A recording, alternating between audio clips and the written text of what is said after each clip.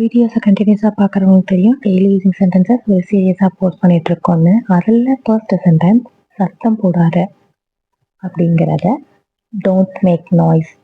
Don't make noise அப்படின்னா சத்தம் போடாத, மெதுவாக பேசு. டோன்ட் மேக் நாய்ஸ் அப்படின்னு சொல்கிறது தான் இந்த சென்டென்ஸ். இப்போ இல்லை, இது என்ன சொல்வோம்?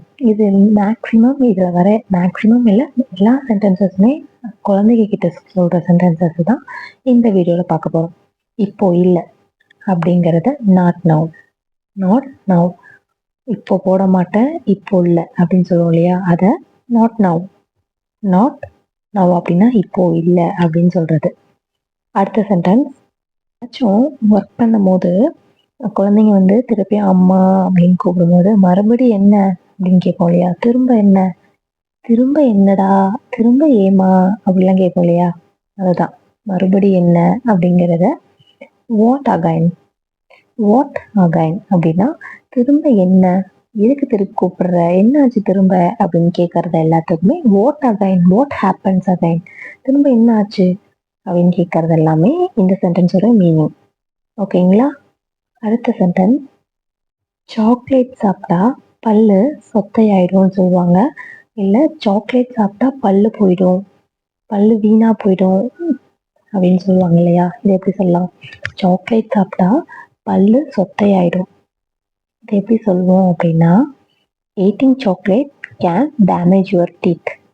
ஈட்டிங் சாக்லேட் அப்படின்னா சாக்லேட் சாப்பிட்டா கேன் டேமேஜ் யுவர் டீத் அப்படின்னா உன் பல்லை பாதிச்சிடும், உன் பல்லு சொத்தையாயிடும், உன் பல் பூச்சி பல்லாயிடும் தான் சொல்லுவாங்க.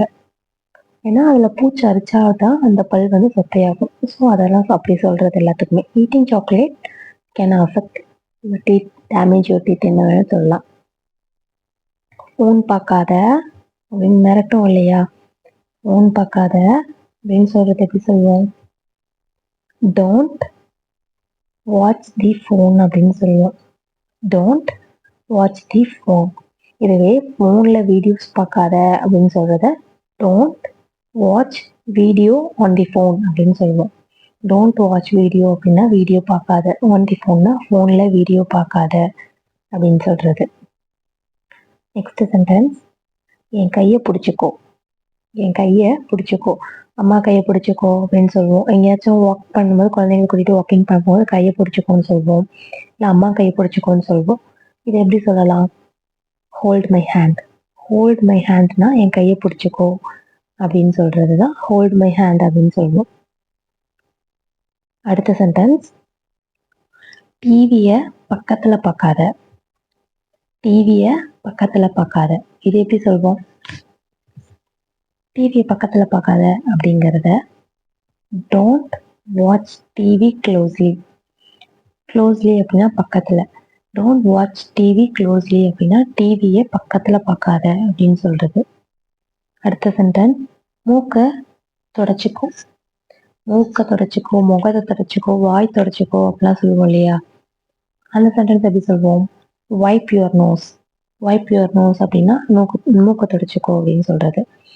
இப்போ இன்னைக்கு பார்த்த சென்டென்சஸ் எல்லாமே உங்களுக்கு ரொம்ப ஹெல்ப்ஃபுல்லாக இருக்கும்னு நினைக்கிறேன். அது மட்டும் இல்லாமல் டே டு டே லைஃப்பில் நம்ம குழந்தைகிட்ட பேசுகிற சென்டென்சஸ் தான். ஸ்டார்டிங்லேருந்தே அவங்கள இங்கிலீஷில் பேச வச்சோம் அப்படின்னா இங்கிலீஷ் அவங்களுக்கு பெரிய ஒரு பேர்டனாகவே தெரியாது. என்னோட வீடியோ உங்களுக்கு பிடிச்சிருக்கா அப்படின்னு சொல்லிட்டு கமெண்ட் பண்ணுங்கள்.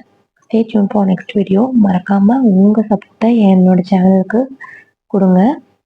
இன்னும் எந்த மாதிரி வீடியோஸ் வேணும் அப்படிங்கிறதையும் எனக்கு கமெண்ட்ஸில் கமெண்ட் பண்ணுங்கள்.